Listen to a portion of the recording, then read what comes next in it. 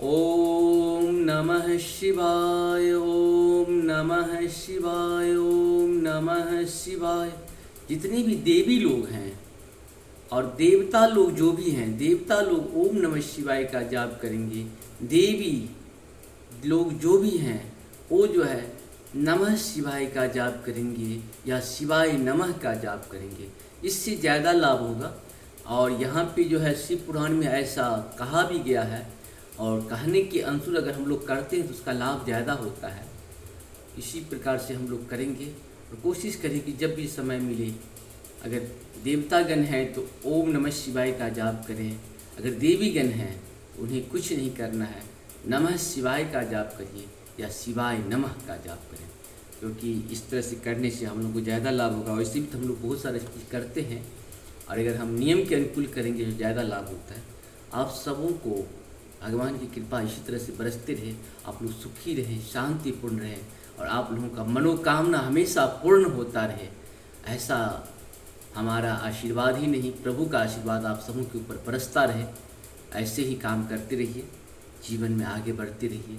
आप सबों को बहुत बहुत धन्यवाद चैनल को सब्सक्राइब और लाइक करने के लिए, साथ साथ शेयर भी करने के लिए और दान भी देने के लिए। आप लोग कुछ दान भी देते रहते हैं, क्योंकि सत्संग का बहुत प्रभाव आप लोगों के ऊपर पड़ा है, और प्रभाव पड़ना भी चाहिए। संगत से गुंजात है और संगत से गुनात, ये तो सत्य भी है। हम जैसे लोगों के साथ उठते बैठते हैं, खाते पीते हैं, उसके मन के अनुकूल चलते हैं, उसका प्रभाव हमारे अंदर कहीं न कहीं रहेगा। कहीं दिखेगा नहीं, लेकिन कहीं न कहीं दिख जाएगा। तो हम लोग सोचें कि सत्संग हमारा प्रभु का होना चाहिए, और प्रभु के जो काम करने वाले हैं या उनके नाम लेने वाले, उन्हीं का सत्संग भी करिए, क्योंकि वो लोग कहीं बाहर नहीं निकलेंगे। और वैसे तो अल्लबल करने के लिए लोगों के पास बहुत समय होता है, भगवान का ध्यान करने के लिए किसी के पास कोई समय नहीं।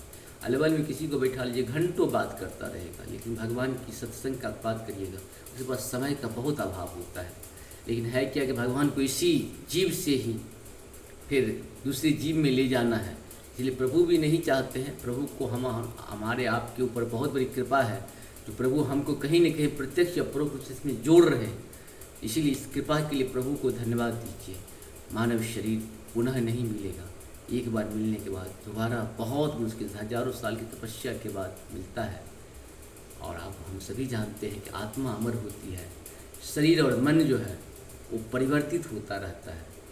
वो जैसा शरीर आएगा मन उसी अनुकूल काम करेगा, और मन और शरीर ये बदल सकता है, आत्मा कभी नहीं बदलती है। इसी तरह से हम लोग काम करें। और आज हम लोग शिव पुराण के, शिव महापुराण के, श्री शिव महापुराण के आज 30वां भाग हमारे हिसाब से भाग बना हुआ है। कभी कभी होता क्या है कि हमारे यहाँ हमको सेटिंग उतना करने नहीं आता है मोबाइल में, कभी कभी फुल हो जाता है तो भर जाता है। इसी तरह कभी कभी आपको कटा हुआ भी मिलता होगा, लास्ट में निवेदन प्रणाम भी नहीं मिलता होगा। इसके लिए हम आपसे सॉरी मांगते हैं, क्योंकि टेक्निकल में बहुत साउंड नहीं हूँ, क्योंकि नए युग के जो बच्चे होते हैं बहुत टेक्निकली साउंड होते हैं, और हम थोड़ा सा, हमारे युग में बहुत देर से मोबाइल आया, लेकिन आज के बच्चे को तो जन्म से पहले ही उसको मोबाइल उसके पिताजी ही यूज कर रहे थे, तो स्वाभाविक वो जो आएगा वो स्वाभाविक है, थोड़ा अच्छा तो होगा ही। और हम लोग मोबाइल क्या होता है जानते भी नहीं थे, जब आया तो बहुत दिनों के बाद हम लोगों के पास आया है। पहले तो बड़े बड़े लोगों के पास ही हुआ करता था, पहले 1 to 10 में जो अमीर होते थे उनके पास आया, फिर 10 से 12 तक आया, 12 से 30 तक आया, 30 से 80 तक आया। 80 आज की डेट में 100% लोगों के पास मोबाइल है। पहले छोटा मोबाइल आया, फिर बड़ा मोबाइल आया, इसलिए आज की डेट में तो ऑल इन वन है मोबाइल। आपकी कोई समस्या का निदान मोबाइल में है ही नहीं, हर समस्या का निदान। मन बेचैन है, आराम से जो है मोबाइल को चलाइए, मन बेचैनी दूर हो जाती है। मतलब ये भी प्रभु का कहीं न कहीं कृपा है हम लोगों के ऊपर कि हम लोग मोबाइल युग के लोग हो गए हैं। आप सबों को बहुत बहुत धन्यवाद। आज हम लोग महाशिव पुराण के शुरू करते हैं। कभी कभी हो सकता है कुछ पंक्तियाँ डबल भी हो जाए, तो सुनने से ज़्यादा लाभ ही होता है, कुछ खराबी तो करने वाला नहीं है। ये तो एलोपैथिक या हेमोपैथिक की कोई दवा तो है नहीं, इसको जितनी बार सुनेंगे कुछ अच्छा ही होगा। लोग कहता है कि भाई हेमोपैथिक की दवा कोई खराबी नहीं करती है, और आयुर्वेद भी कोई उतना खराबी नहीं करता है। मेन जो है अंग्रेजी दवा ज़्यादा लोगों को खराबी करता है कि एक बीमारी ठीक होता है तो 4 बीमारी 5 बीमारी और जोड़ देता है, क्योंकि उसमें आपकी बीमारी के दबाने की बहुत ज़्यादा शक्ति रहती है। आपकी भी दर्द हो रही है तो तुरंत दर्द को ठीक तो कर देगा, लेकिन दर्द के साथ साथ और भी जो सिस्टम है उसको ब्लॉक कर देता है। क्योंकि स्वाभाविक है, जब आप आगे जल्दी जल्दी जाना चाहिएगा तो स्वाभाविक किसी न किसी को क्षति तो पहुँचाइएगा नहीं। आप ही देखेंगे रोड पे लोग बहुत रहते हैं कि एक आदमी सिस्टम से चलते रहते हैं और कुछ लोग भी सिस्टम से चलते रहते हैं, इधर भी ये किए उधर भी किया, ऐसे भी किया वैसे कि भागते रहते हैं। उनको इतनी बेचैनी होती है कि भाग रहे हैं। स्वाभाविक है, किसी ने कभी न कभी किसी न किसी को क्षति तो जरूर पहुंचाते हैं। खुद भी क्षति होते भी हैं, ऐसा नहीं है, लेकिन दवा में जो है ना वो दूसरे को सिर्फ क्षति पहुंचाता है, स्वयं क्षति नहीं होता है। और इसी तरह से हम लोग को अपने सभ्यता संस्कृति संस्कार के साथ रहना चाहिए, विचारों के साथ रहना चाहिए, क्योंकि सत्य सनातन, सनातन सत्य। जो सनातन है वही सत्य है, जो सत्य है वही सनातन। धर्म एक था, एक है और एक ही रहेगा। धर्म कभी दूसरा हो ही नहीं सकता। जिस तरह सूर्य एक है, चंद्र एक है, पृथ्वी एक है, समुद्र एक है, आकाश एक है, धर्म दोबारा नहीं हो सकता, हो नहीं सकता। सत्य भी दूसरा नहीं हो सकता। सत्य सत्य होता है, सनातन सनातन होता है। सनातन और सत्य सब एक ही है। और हम लोग इसी के साथ अपना कार्यक्रम को शुरू करते हैं। आप लोग कहते होंगे लेकिन ये ज्ञान की बात है, हम सबको अध्ययन करनी चाहिए। अब बार बार सुनने से कहीं न कहीं आंतरिक, मानसिक, शारीरिक तीनों प्रकार का लाभ होता है हम लोगों को। आप देखेंगे कि आप मेरे जो भी चीज़ आप पढ़ेंगे, अगर आपके जीवन में परिवर्तन नहीं हुआ तो आप हमारे कमेंट जरूर करेंगे, ठीक है ना। अगर जीवन में कोई छोटी छोटी समस्या हो तो वो भी आप हमको लिख के भेजेंगे। हम प्रोफेशन से लॉयर भी हैं, एडवोकेट भी हैं, उसमें भी हम आपकी मदद थोड़ी बहुत कर ही सकते हैं। और थोड़ा सा आस्तिक हम शुरू से ही रहे हैं, तो हमारे विचार के अनुकूल अगर आप काम करेंगे तो उसका भी लाभ कहीं न कहीं आपको मिलेगा, प्रत्यक्ष या परोक्ष रूप से। आप लोगों के जीवन में जो भी समस्या हो लिखें, हम कोशिश करेंगे कि आप लोगों की समस्या का निदान करने का प्रयास करेंगे। और प्रभु की कृपा रही तो आप सबों की समस्या निदान भी होगी। और छोटी छोटी समस्या लिखें, बड़ी समस्या का निदान तो हम नहीं कर सकते क्योंकि बड़ी बहुत बड़े नहीं है। छोटा छोटा समस्या लिखें, कोशिश करेंगे कि हम आपका निदान करें। और प्रभु का कृपा आप लोग पर बरसता रहे, स्वस्थ रहें, सुखी रहें, शांतिपूर्ण रहें और आगे बढ़ते रहें, मानव शरीर के उत्थान के लिए नहीं बल्कि भगवान के काम के लिए। जय हो जय हो जय हो। शुरू करते हैं गुरुजी। ऋषि बोले, मुने हमने पहले से ही यह बात सुन रखी है कि भगवान शिव का नैवेद्य नहीं ग्रहण करना चाहिए। इस विषय में शास्त्र का निर्णय क्या है यह बताइए, साथ ही बिल का महात्म्य भी प्रकट कीजिए। सूत जी ने कहा, मुनियों आप शिव संबंधी व्रत का पालन करने वाले हैं, अतः आप सबको सतसह धन्यवाद है। मैं प्रसन्नतापूर्वक सब कुछ बताता हूँ, आप सावधान होकर सुने। जो भगवान शिव का भक्त है, बाहर भीतर से पवित्र और शुद्ध है, उत्तम व्रत का पालन करने वाला है तथा दृढ़ निश्चय से युक्त है, वह शिव नैवेद्य का अवश्य भक्षण करें। भगवान शिव का नैवेद्य अग्राह्य है, इस भगवान को मन से निकाल दें। शिव की नैवेद्य को देख लेने मात्र से ही सारे पाप दूर भाग जाते हैं। उसको खा लेने पर तो करोड़ों पुण्य अपने भीतर आ जाते हैं। आए हुए शिव नैवेद्य को सिर झुकाकर प्रसन्नता के साथ ग्रहण करें और प्रयत्न करके शिव स्मरण पूर्वक उसका भक्षण करें। आए हुए शिव नैवेद्य को जो यह कहकर कि मैं इसे दूसरे समय में ग्रहण करूँगा, लेने में विलंब कर लेता है, वह मनुष्य निश्चय ही पाप से बांध जाता है। जिसने शिव की दीक्षा ली हो, उस शिव भक्त के लिए यह शिव नैवेद्य अवश्य ही भयनीय हैं, ऐसा कहा जाता है। शिव की दीक्षा से युक्त शिव भक्त पुरुष के लिए सभी शिवलिंगों का नैवेद्य शुभ एवं महाप्रसाद है, अतः वह उसका अवश्य ग्रहण करें। परंतु जो अन्य देवताओं की दीक्षा से युक्त है और शिव भक्ति में ही भी मन को लगाए हुए हैं, उनके लिए शिव नैवेद्य भक्षण के विषय में क्या निर्णय है, इसे आप लोग प्रेम पूर्वक सुने। ब्राह्मणों, जहाँ से शालग्राम शिला की उत्पत्ति होती है, वहाँ की उत्पन्न शिवलिंग में रसलिंग,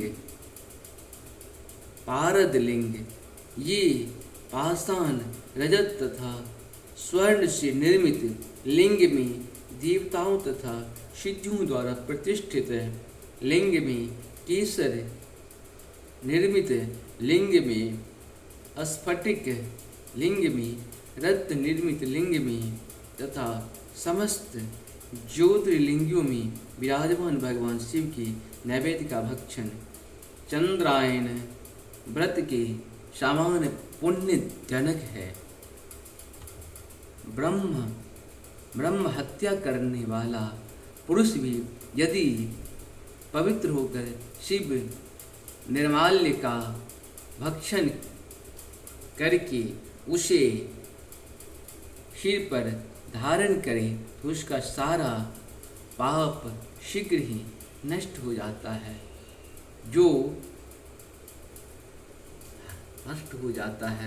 पर जहाँ चंड का अधिकार है, वहाँ जो शिव निर्माल्य हो उसे साधारण मनुष्य को नहीं खाना चाहिए। जहाँ चंड का अधिकारी नहीं है, वहाँ के शिव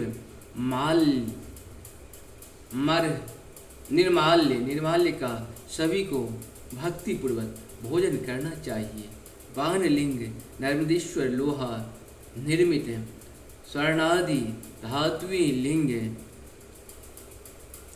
शिवलिंग, जिन लिंगों का उपासना से किसी ने भी सिद्धि प्राप्ति की है अथवा जो सिद्धियों द्वारा स्थापित है, वे लिंग स्वयंभू लिंग उन सब लिंगों तथा शिव प्रतिमा मूर्तियों में चंडी का अधिकारी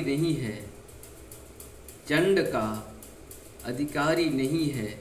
जो मनुष्य शिवलिंग को विधि पूर्वक स्नान कराकर उस स्नान के जल का 3 बार आचमन करता है, उसके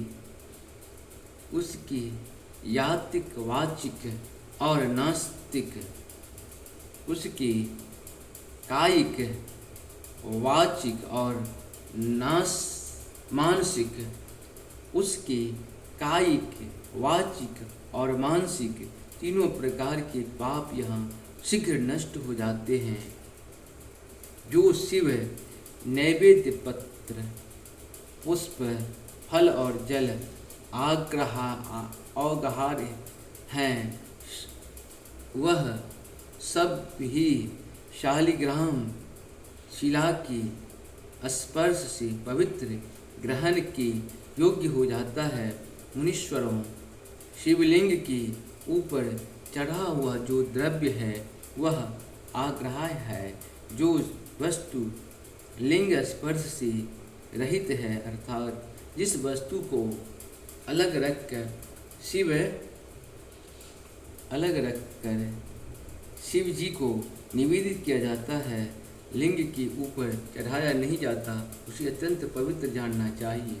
मुनिवर, इस प्रकार नैवेद्य के विषय में शास्त्र का निर्णय बताया गया है। अब तुम लोग सावधान हो, आदरपूर्वक बिल्वा का महत्व सुनो। यह बिल्वा वृक्ष महादेव का ही रूप है। देवताओं ने भी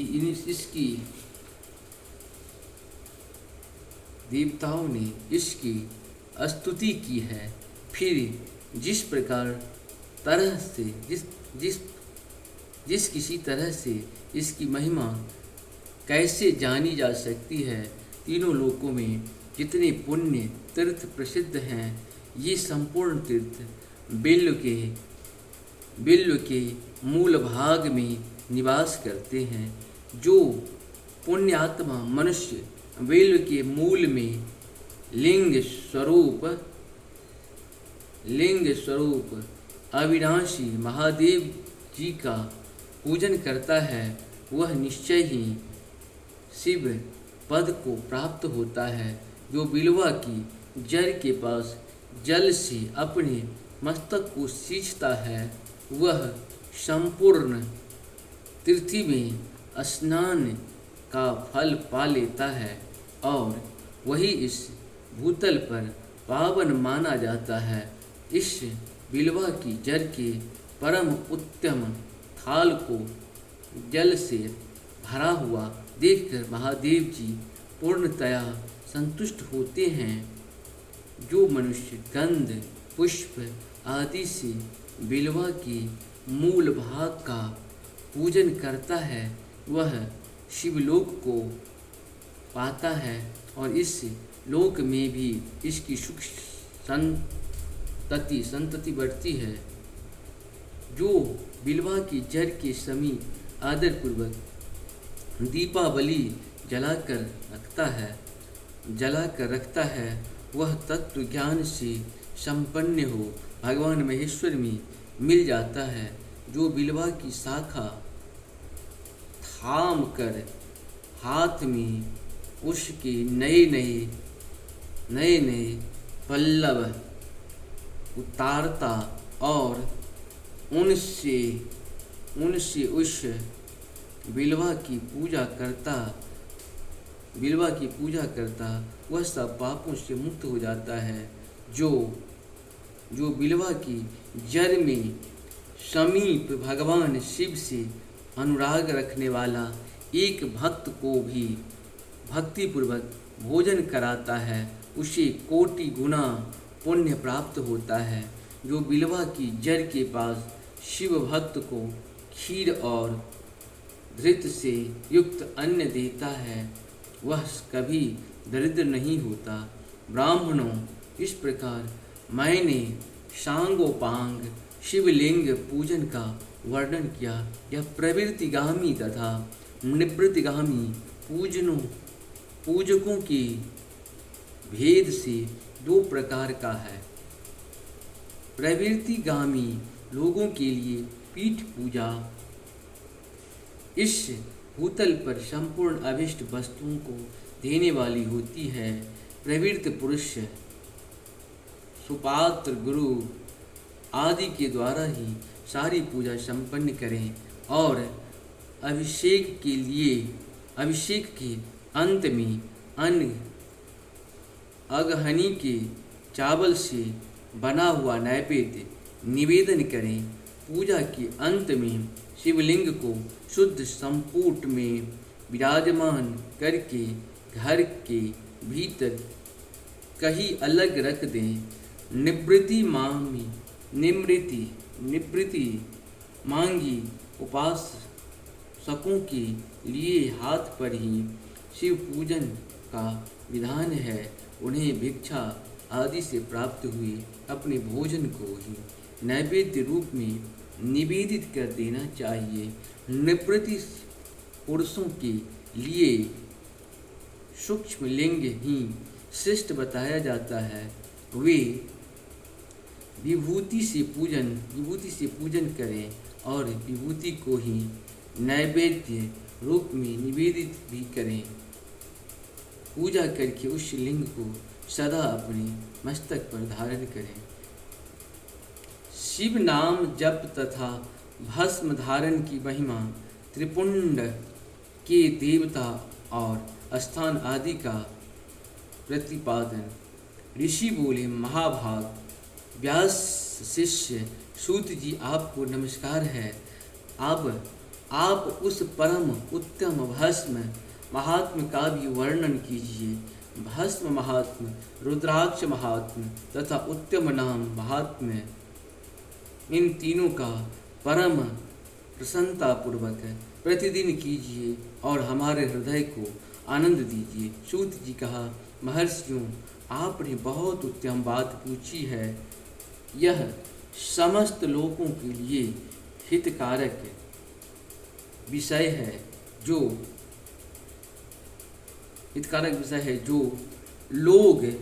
जो लोग भगवान शिव की उपासना करते हैं वे धन्य हैं, कृतार्थ हैं, उनका देह धारण सफल है तथा उनके समस्त कुल का उद्धार हो गया है।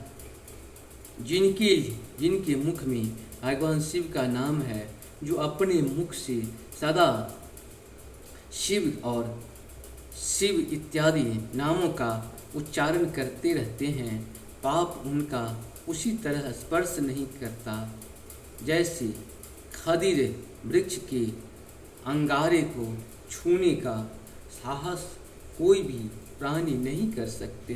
वे श्री शिव आपको नमस्कार है। श्री शिवाय नमस्तुभ्यं। ऐसा बात। श्री शिवाय नमस्तुभ्यं। श्री शिवाय नमस्तुभ्यं। श्री शिवाय नमस्तुभ्यं। श्री शिवाय नमस्तुभ्यं।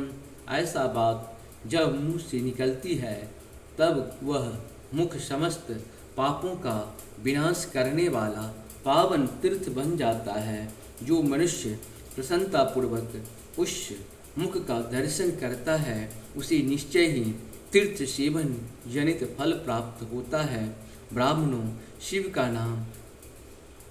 नाम विभूति, भस्म तथा रुद्राक्ष, ये विभूति, भस्म तथा रुद्राक्ष शिव का नाम। ब्राह्मणों, शिव का नाम विभूति, भस्म तथा रुद्राक्ष, ये तीनों त्रिवेणी के समान परम पुण्यमय माने गए हैं। जहाँ ये तीनों शुभतर वस्तुएं सर्वदा रहती हैं, उसके दर्शन मात्र से मनुष्य त्रिवेणी स्नान का फल पा लेता है। भगवान शिव का नाम गंगा है, विभूति यमुना। शिव का नाम गंगा, विभूति यमुना मानी गई है तथा रुद्राक्ष को सरस्वती कहा गया है। इन तीनों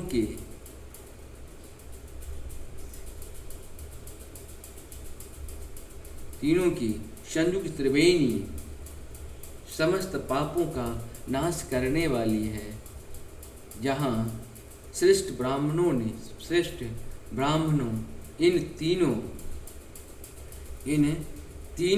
तीनों की महिमा को